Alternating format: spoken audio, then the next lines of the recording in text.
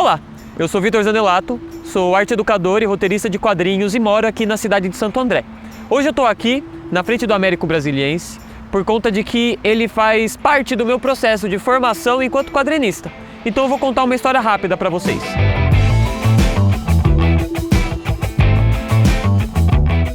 E no ano de 2013 eu vim dar aula aqui no Américo, logo depois que eu saí da escola, porque eu também fui estudante. E nesse meu contato com os alunos enquanto professor, eu percebi o quão o quadrinho era acessível, né? Eu conseguia acessar os meus alunos através deles. Isso me fez uma reflexão. Eu tinha uma dificuldade de conseguir chegar nesses alunos de uma outra forma. Então o Américo Brasiliense foi muito importante para a minha escolha de se tornar quadrinista e um escritor de histórias. Tanto que uma das primeiras histórias que eu finalizei é de um aluno daqui do Américo Brasiliense que ganha superpoderes e gosta muito de quadrinhos e quer ser super-herói. Isso me fez uma reflexão. Será que outros quadrinistas da cidade também não são influenciados pelos seus territórios? Pelos seus lugares, seja o Américo Brasiliense, seja o Paço Municipal, as bibliotecas da cidade, os lugares de lazer e de esporte, dentre outros espaços culturais? Então eu vou fazer um convite para vocês, para a gente conhecer um pouquinho dessas histórias, desses quadrinistas e entender como é que a cidade de Santo André, seja os seus lugares ou as pessoas que moram na cidade, influenciam a produção cultural dos artistas locais da cidade.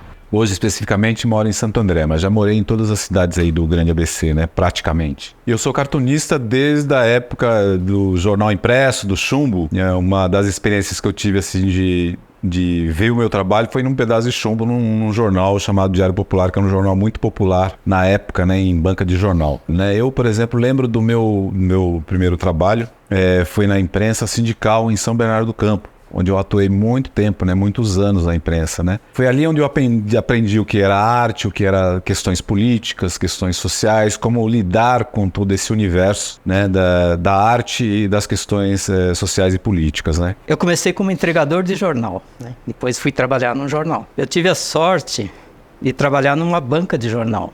E com 12 anos, em 1972, na época da ditadura, e ali a banca é o Google para mim, né? Tinha tudo ali. Sou nascido e criado em Santo André. Desde 73 estou aqui na Batalha. Não me conheci já desenhando. Tem registro meu assim em livro do meu pai, numa mesa de centro que eu virava e desenhava no fundo da tampa da mesa de centro da casa. Eu moro aqui em Santo André faz 8 anos. Eu sou de São Paulo e quando eu me casei eu vim para cá.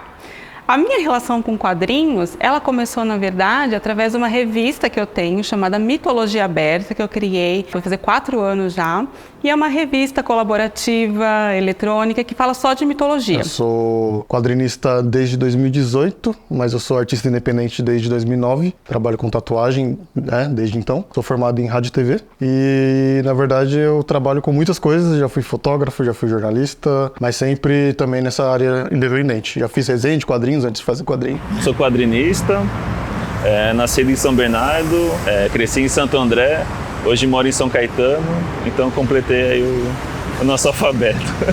Eu sou quadrinista, eu também trabalho com animação, né?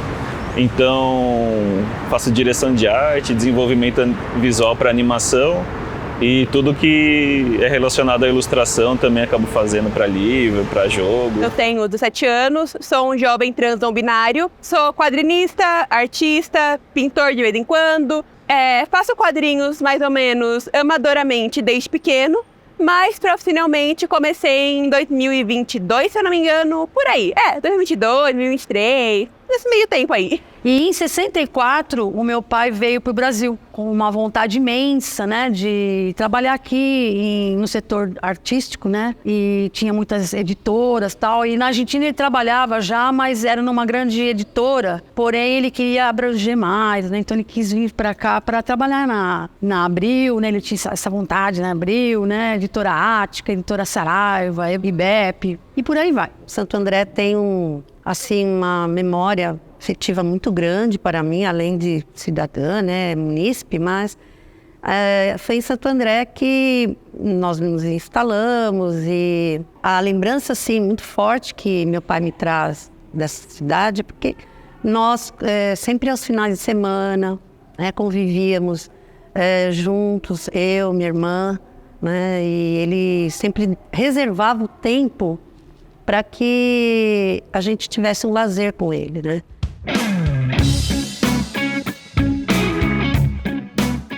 E eu gostava muito de futebol, né? Joguei muito futebol quando era jovem e tal, né? E aí a gente tinha os campos de terra. E eu lembro do campo de terra, eu sempre chegava primeiro. Eu gostava muito dos filmes de cowboy que passava na época, sabe?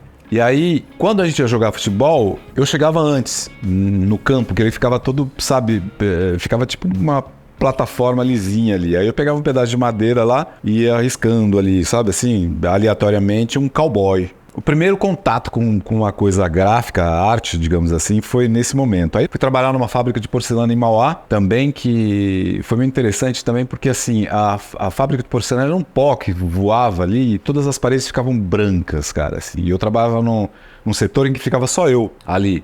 Aí chegava no meio da tarde, 3 horas da tarde, eu ficava lá, me pegava viajando na parede, com o dedo desenhando e tal, né? E aí foi um dos motivos pelo qual eu fui mandado embora, né? Eu tive uma sorte, talvez, quando eu estava na escola, eu tinha 8 anos de idade, e a professora deu falou, era desenho livre. Daí eu desenhei uma pera. Pera mais linda do mundo, sabe? Eu, na minha opinião, né?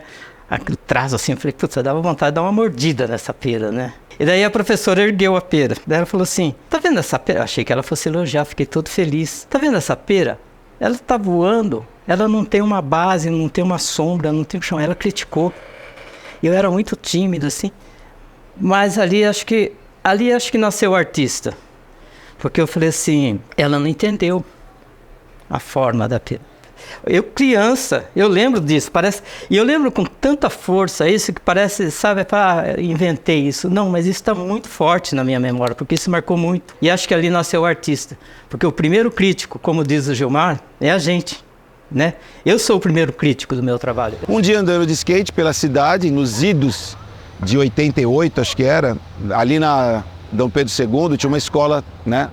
Ela não está mais lá, o prédio ainda está, Escola Oficina de Artes. Eu andando de skate, fiz uma manobra no estacionamento, num sábado à tarde, olhei para cima, vi que era uma escola de desenho. Na segunda-feira estava ligando e me matriculei na escola. Não conhecia a escola, o skate me levou até a escola. Dali a minha carreira começou, já comecei a trabalhar em pequenos estúdios aqui na cidade, depois fui para São Paulo e aí é um momento que conecta o quadrinho forte. Nessas idas para São Paulo, lendo, de trem, lendo. Toda a minha cultura de quadrinho surge nesse momento que eu li tudo o que aconteceu nos anos 80, de Cavaleiro das Trevas ao Watchmen, de V de Vingança à Orquídea Negra, tudo passou pelo trem. E aí eu comecei a produzir. E aí um dia um amigo meu, que era da área dos quadrinhos, o Gazi Andraus, me deu a ideia de chegar e de repente fazer uma coluna para quadrinhos mitológicos. E a gente fez, que chama Nona Árvore. A partir daí eu conheci um monte de quadrinistas bacana. E um deles foi o Piero Bagnariol. E ele me convidou para fazer um roteiro para um quadrinho dele de mitologia comparada. Aí eu fiquei super grata, né? Porque eu era mega fã do Piero.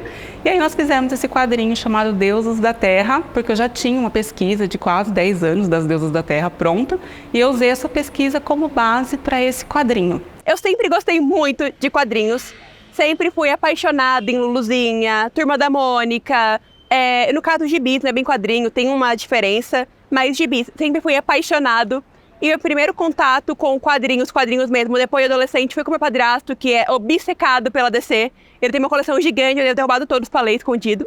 Tinha uma lojinha onde eu morava, que era de um japonês, ele trazia uns brinquedos importados. E aí eu ganhei de presente da minha mãe um boneco que muitos anos depois eu fui descobrir que era o Goku do Dragon Ball. E aí quando eu descobri que o Goku vinha de um quadrinho, eu fui atrás desses quadrinhos. E aí também, paralelamente, minha mãe trabalhava em um hospital. Então sempre tem os quadrinhos de sala de espera. E aí Turma da Mônica, alguns formatinhos de DC, Marvel. E aí foi aí que começou.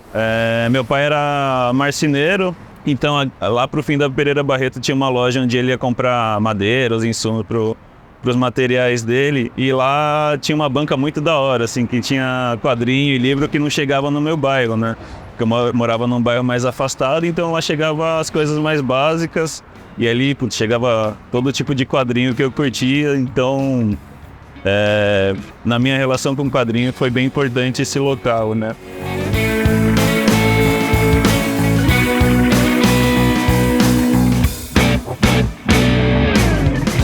Uma vez, então, eu estudava ali na Bernardino de Campos, aqui no centro de Santo André, numa escola de informática e tal. E aí eu tinha um amigo lá e eu tava nessa febre de consumir muito quadrinho e tal. E aí a gente ficava conversando, falava, a gente tem que ler isso, tem que ler aquilo, tem que ler aquilo outro. Aí uma vez a gente chegou no tal do Piada Mortal, né? Falou, onde a gente vai achar esse quadrinho? Vamos em banca, né? Isso é todo mundo leigo, né? Nessa época não tinha essas coisas. Vamos em banca, não tem em banca. Tem uma loja aí em Santo André, chama Banca Mickey. A Banca Mickey, ela sempre teve o grande foco dela em Santo André. Isso é história oral que é passado para nós, né? A gente não vivenciou isso.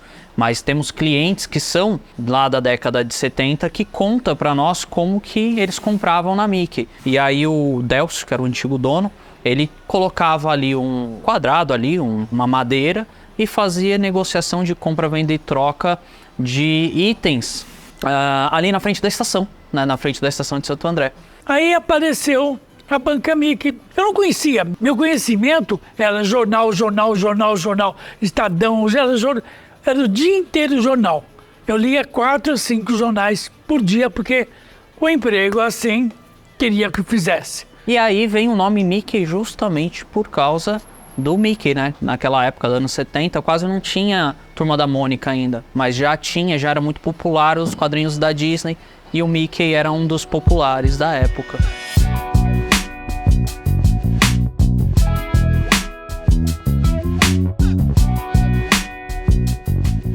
Quando eu chego na biblioteca, a gente já não tinha mais aquele espaço que ficava no subsolo da biblioteca, né, da Gibiteca. Ele já estava alocado junto, né, bem próximo do acervo da biblioteca, e as mudanças desse acervo passou a ser incorporado como um acervo único da rede de bibliotecas. Nós sabemos das demandas, né, de quem curte quadrinho, de quem frequentou o espaço.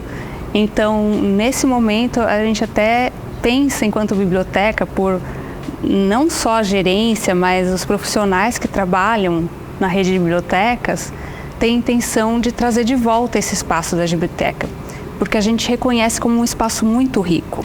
A biblioteca sempre teve nas doações algum acervo de quadrinhos, né, que se recebia.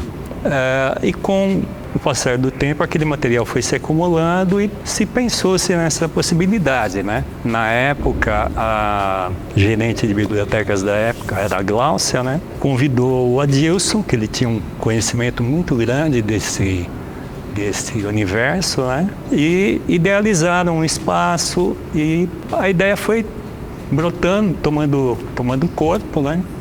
Aqui em Santo André nós tínhamos um espaço chamado Gibiteca.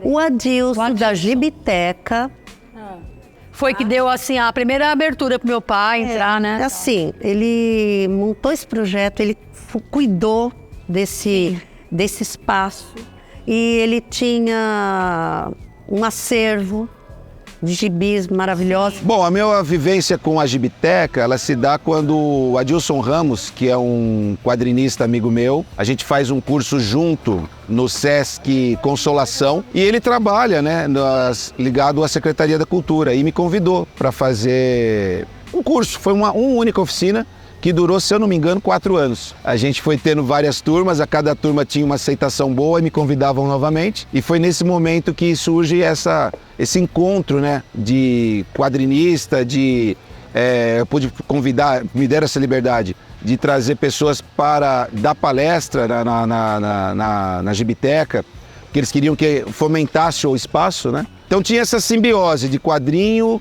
escritor, né, cultura, tudo isso acontecendo junto no mesmo espaço que era a Gibiteca, que é, né, no caso, a Gibiteca.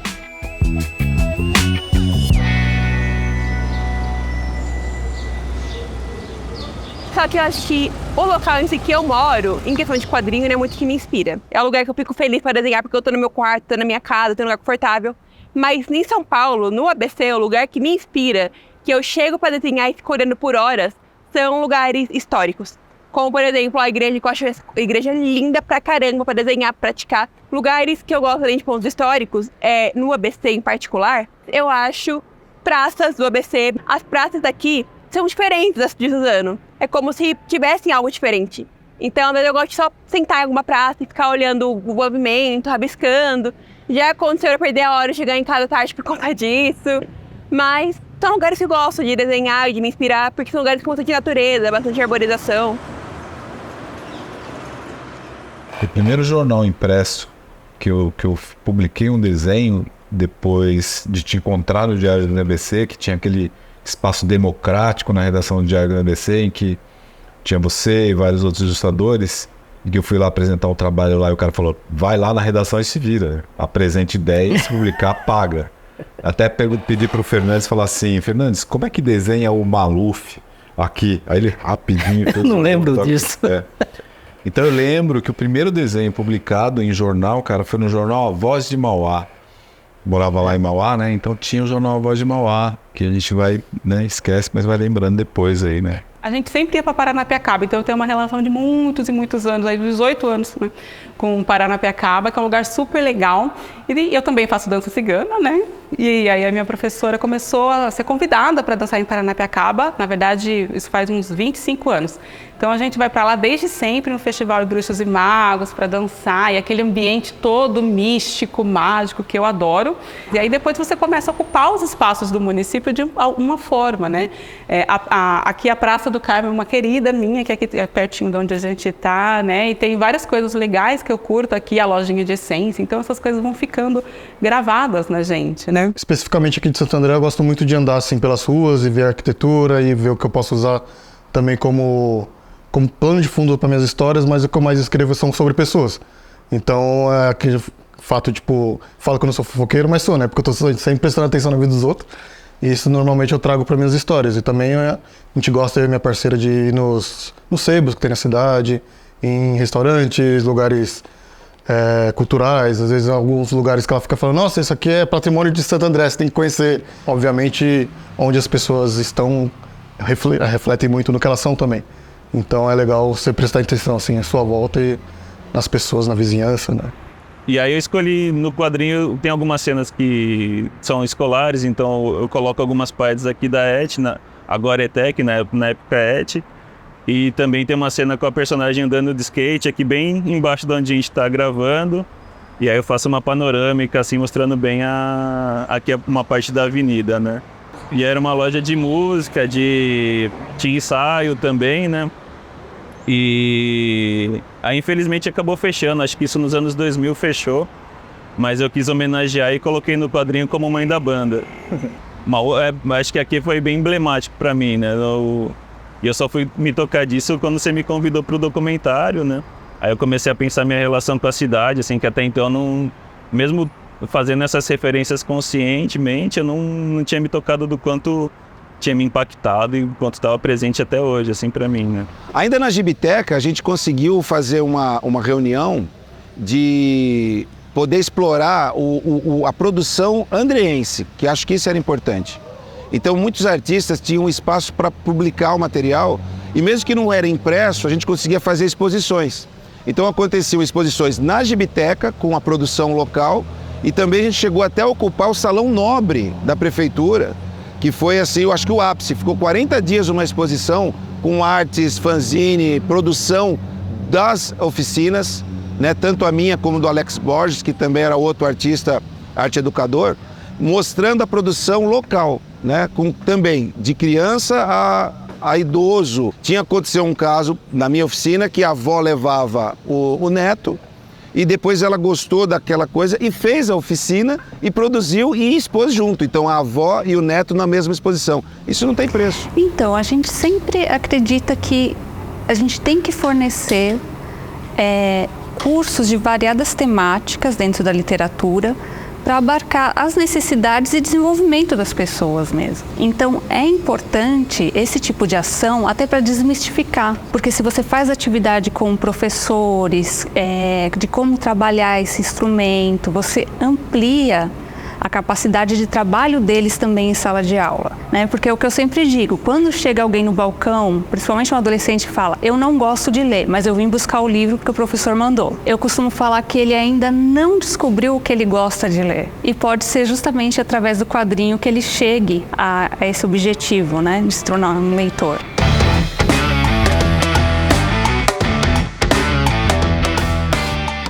para ter essa habilidade dinâmica que você está falando aqui, sendo daltônico e tudo mais, para quem quer ser você no futuro, qual é o segredinho?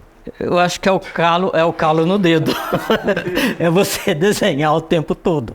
E eu acho que é isso, é muita dedicação, né? Para você fazer uma história em quadrinho, você tem que estar gostando da história e porque às vezes o Gilmar mesmo, quantas páginas tem o Cramulhão? 130. 130 páginas, né?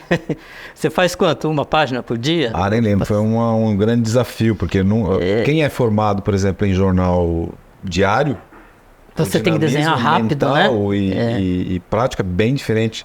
E aí aquele negócio fica na prancheta lá durante 6 meses. Você tem que ter uma disciplina para você fazer o desenho e falar assim, não, vou fazer tantas páginas por dia. Se você não conseguir fazer aquilo, daí no outro dia você tem que fazer 2. Essa palavra que você está falando aí para dica, por exemplo, é uma coisa interessante e importante, disciplina. Porque o desenhista ele tem uma certa fama de bicho grilo, de que não entrega. É preguiçoso. Isso um pouco antes, né? Alguns anos atrás e tal, né? Então, disciplina, né? Eu amo meu trabalho. Eu amo ser quadrinista. Tem dias que eu acordo e a única coisa que eu quero fazer é desenhar. Pela primeira vez eu achei um lugar que eu me sentia feliz fazendo aquilo. Porém, é um trabalho no Brasil muito desvalorizado e muito ingrato. Você dá todo o seu amor, você dá toda a sua paixão, você faz rascunhos e mais rascunhos, pra no final você receber 3 comentários, um parabéns e alguém, se tiver dinheiro, comprar um dos seus quadrinhos. Pra quem tá iniciando igual eu, que tô nessa carreira há pouco tempo, é mais difícil ainda.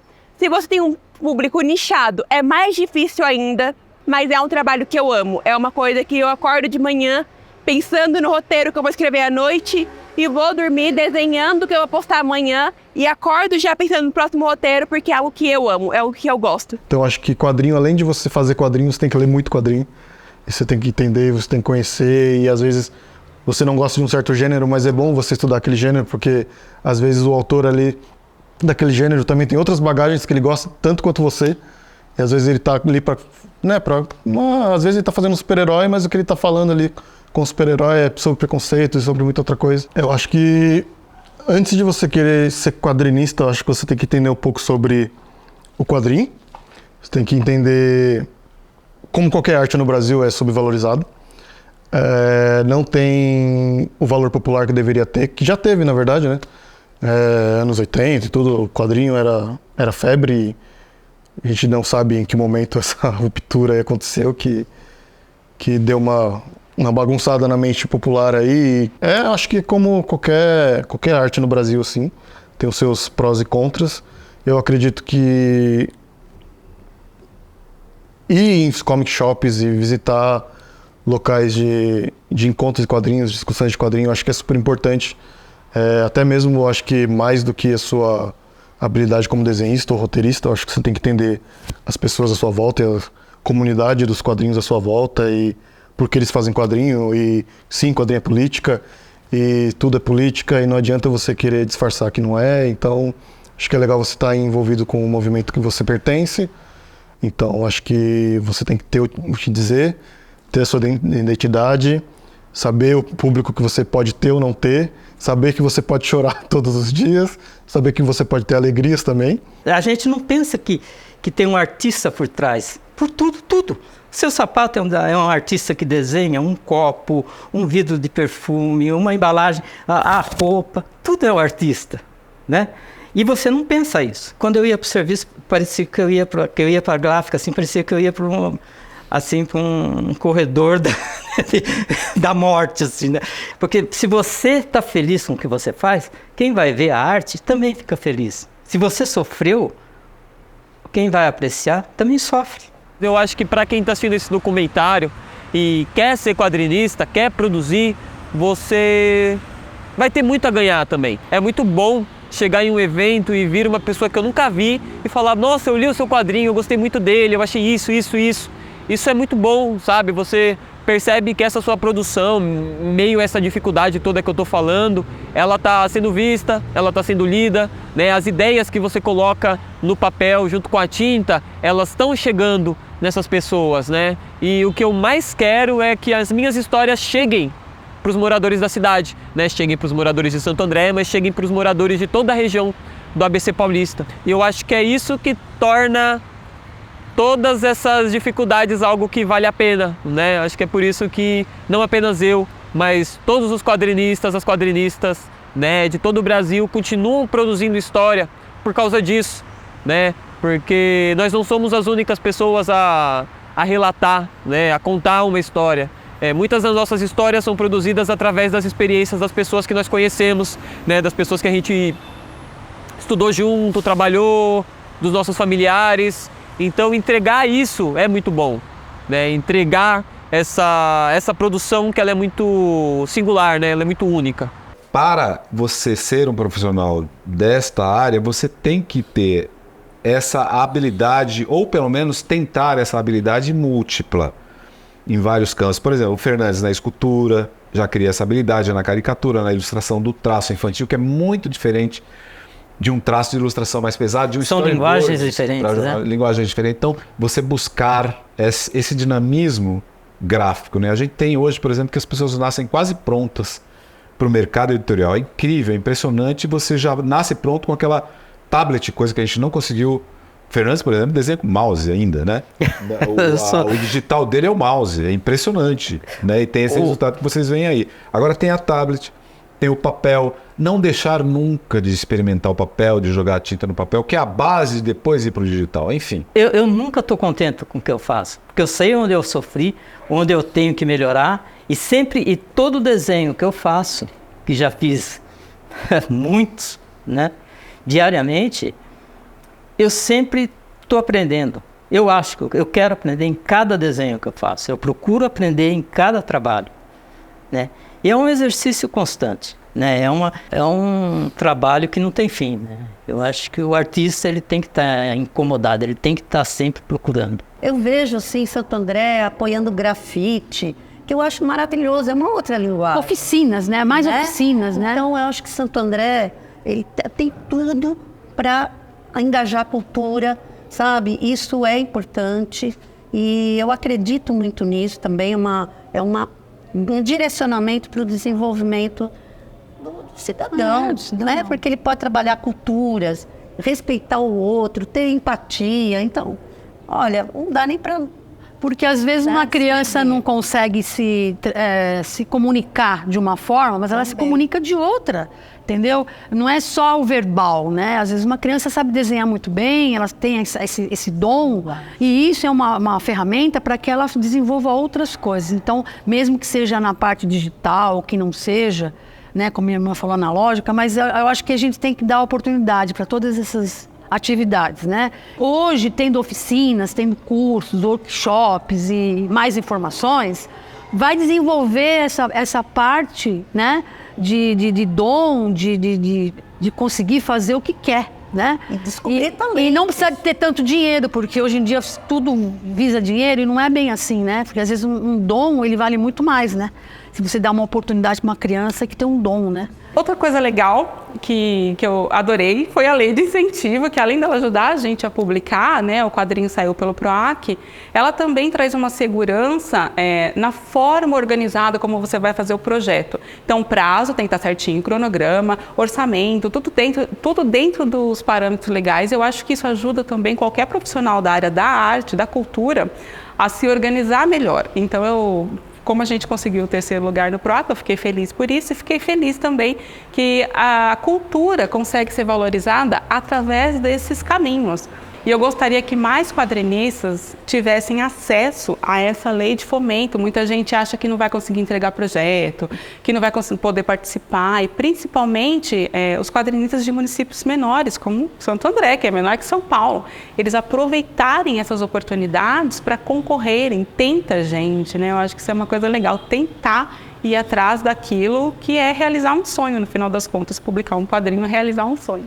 E a gente só vai conseguir isso com mais leis de incentivo, né? Mas também com o apoio da luta de vários trabalhadores culturais, sejam músicos, quadrinistas, escritores, atores, atrizes, pintores, fotógrafos, dentre várias outras áreas de produção cultural. É muito importante que a gente apoie essas lutas, apoie a criação de novos editais, a criação de uma produção cultural nacional potente e forte e avançar nessa produção, né, que vai contar da nossa história, da nossa cultura e principalmente da nossa memória.